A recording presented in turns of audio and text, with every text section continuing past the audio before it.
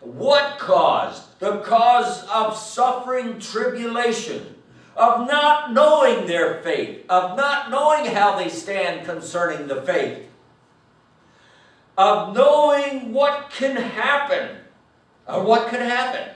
I sent to know your faith, lest by some means the tempter have tempted you. Now, beloved, how is the tempter? You know, if you're not established in sound doctrine, the tempter can come along and tempt you away from the truths of God's Word, what He would have you to know and believe today. I've seen it happen too many times. People, they come into the message of grace and they come in one door and they go right on out the other door. It's incredible how many times I've seen this happen.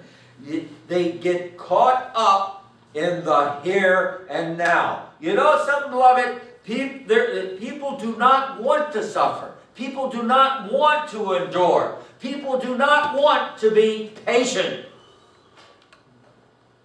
Notice what Paul says. Notice what he says here.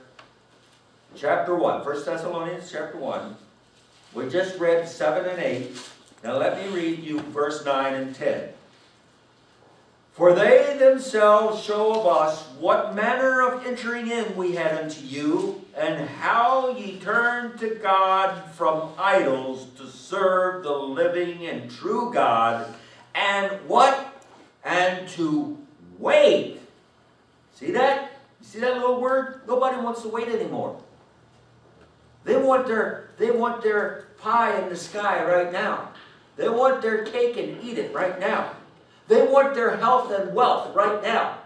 As I pointed out a couple of Sundays ago when I preached, I pointed out that nobody wants to start at the bottom anymore. This generation, this younger generation that's coming along, they don't want to start out at the bottom. They want to start off at the top. You know, they see what their parents have. Their parents basically have spoiled them. They go out, their parents have worked. They've worked their way up from the bottom. And now their parents is at the top, and they're providing for their kids with all these things, and so they're, you know, they want the kids. Hey, look what I got. I don't want to leave all this stuff that I got. If I got married and left home, then I'd have to start at the bottom and work my way up. This is the idea, beloved. They don't want to start at the bottom and work their way up. And beloved, they don't want to wait. People don't want that. They want their pie in the sky now. What does he say? Look at this.